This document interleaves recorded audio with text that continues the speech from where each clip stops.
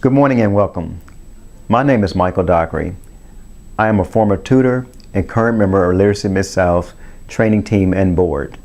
I have enjoyed more than 15 years with the Adult Learning Program and truly excited to meet each of you.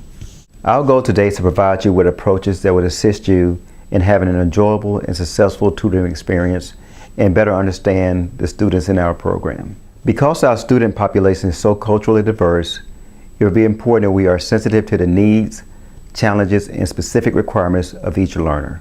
We'll give some tips, some do's, some don'ts with specific examples. These examples will help you learn what it takes to be a Literacy Mid-South tutor. At Literacy Mid-South, we don't have a typical learner. Our learners come from all walks of life. Even though education has been a struggle in their life, they are still key contributors to our society.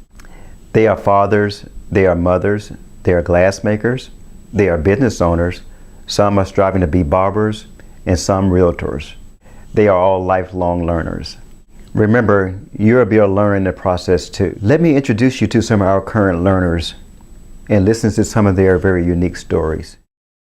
What I've learned about really Literacy Mid-South is that anybody, you're never too young, never too old. I'm 63, and you learn something new every day.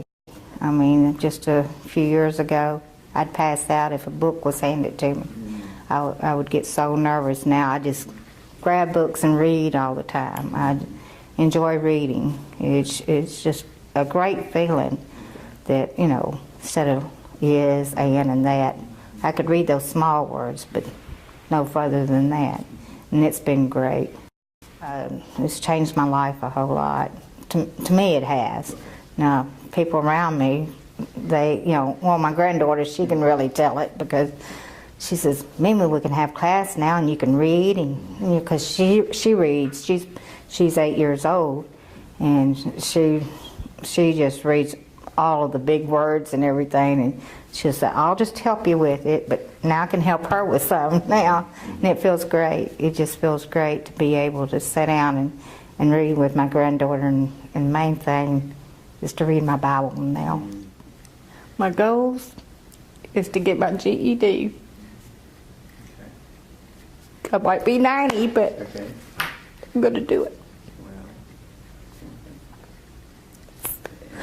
I might even get to go to University of Memphis. Yes, ma'am. Yeah, my daughter graduated from college. My sons, went to college. They've done great. I might get to go to college with my granddaughter. Yeah. I was lacking something in my life, and I had some wild idea that I could write a book, and I realized that I couldn't really read and write that well, but I struggled. Tutoring have helped me in a lot of more different ways. It done showed me how to express myself. All of the tutors have been given, and they are so amazing, where it's easy to talk about anything and everything to the point of embarrassment is no longer there. Oh yes, the program have changed my life. Like I said earlier, I always wanted to write a life biography, and I'm getting different ways of going about it. My word skills have improved. I'm on a tape recorder. I'm taping a lot of my stuff that I want to put in my biography. But, later on that would come to the hard part where I put it on paper. And there's so many different gadgets that I never dreamed of was out there that is being shown to me today, where I can do a lot more things with that technology, So I'm getting into a lot of more computers. So it's gonna open my eyes up to that. It's a lot easier than anyone would ever expect, especially me. I didn't expect it would be so easy to really reevaluate my life, to read and write and to get the concept of something that I thought I had missed. I didn't miss it, I just didn't deal with it at the time. So it's a lot easier than what you think. Frank and Beverly are a small representative of the variety of learners that come to us. So what do you do when you first meet your learner? Do introduce yourself and let them know how you would like to be addressed. Hi, my name is Elizabeth McNary. Please don't call me Liz or Beth or ma'am. Hi, my name is Elizabeth. Nice to meet you. Nice to meet you. I prefer to be called Elizabeth, if that's okay with you. Okay, Elizabeth. Okay. Do ask how they would like to be addressed. Hi, sweetie. How are you? I'm so excited to be here. Before we start, let me make sure I say this right. Is your name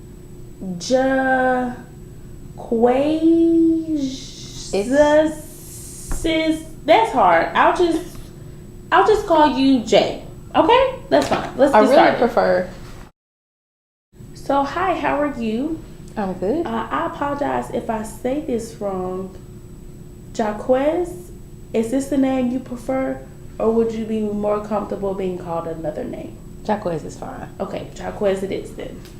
Do listen more than you talk. Have you been to this library before?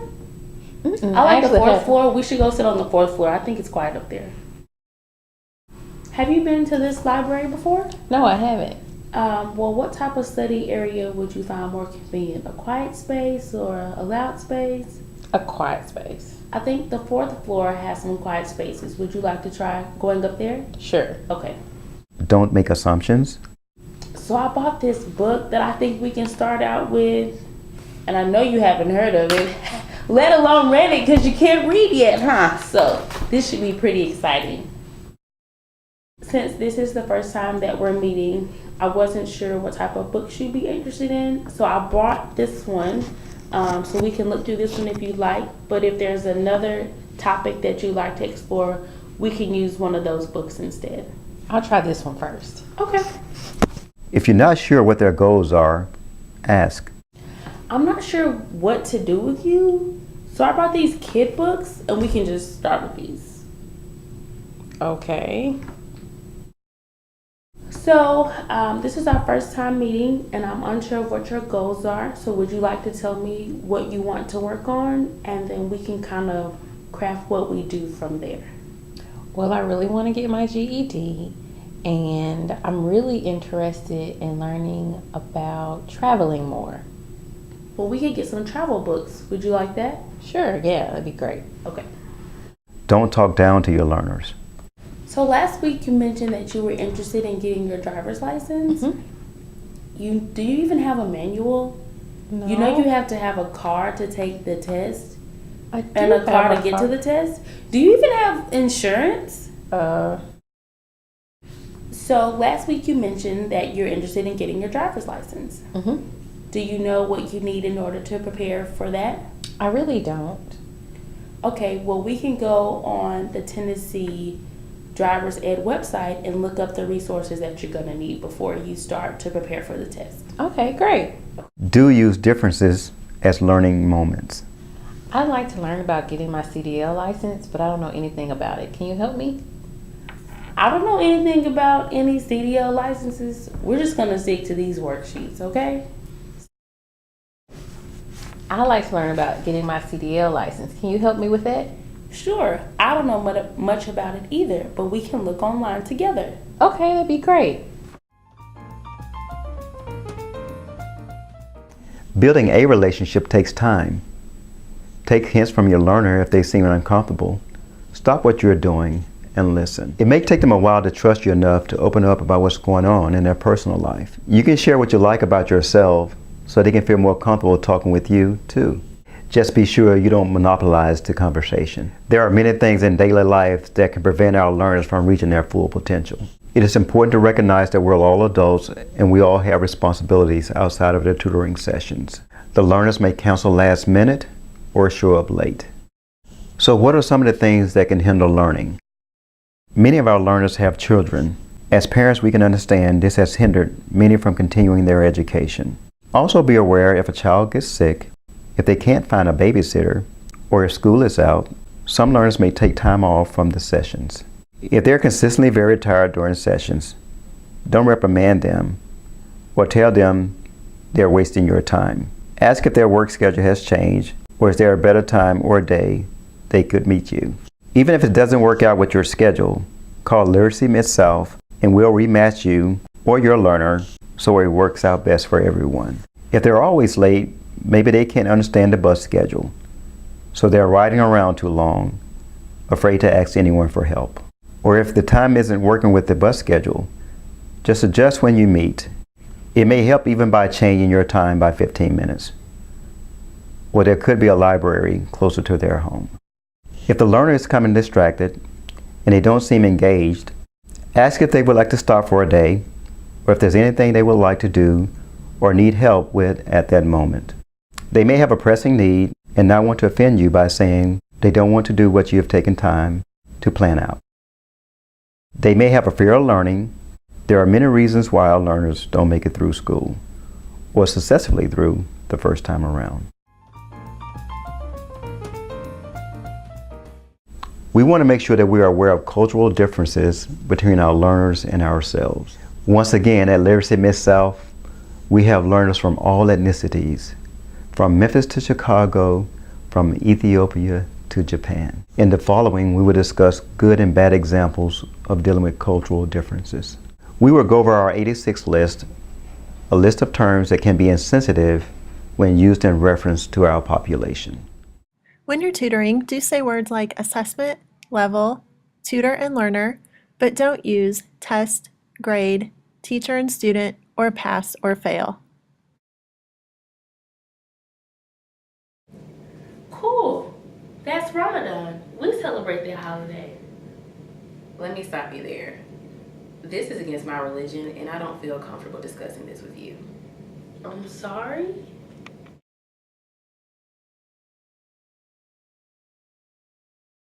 Oh, cool. That's Ramadan. We celebrate that holiday. Okay, great. I actually celebrate Christmas. Why don't we discuss the differences and similarities? And how about you write me an essay telling me about Ramadan? Okay. Say your learner is preparing for a job interview and they want your help. If you practice some interview questions and you notice some very informal language when they answer, you may want to talk about code switching, the use of formal and informal language. Just address when it's okay to use informal language and in what situations you may want to use formal language.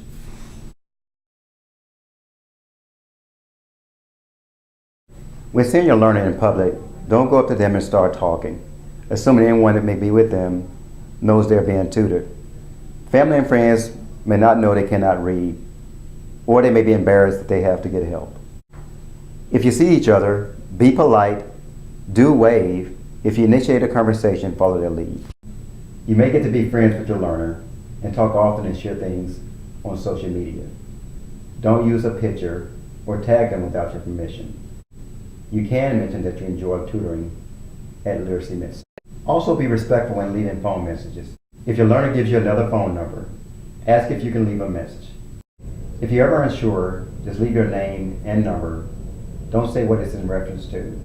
Literacy Mid-South will tell you if you can leave a message on the number they gave you. The learners are asked at intake if it is confidential that they are attending. Again, we want to thank you for your time and efforts that you give to Literacy Mid-South and taking this opportunity to give back to the community. Our learners truly appreciate your efforts. The following credo shows what it takes to be a tutor at Literacy Mid-South. Be nice, be patient, be considerate, be a good listener, and be yourself.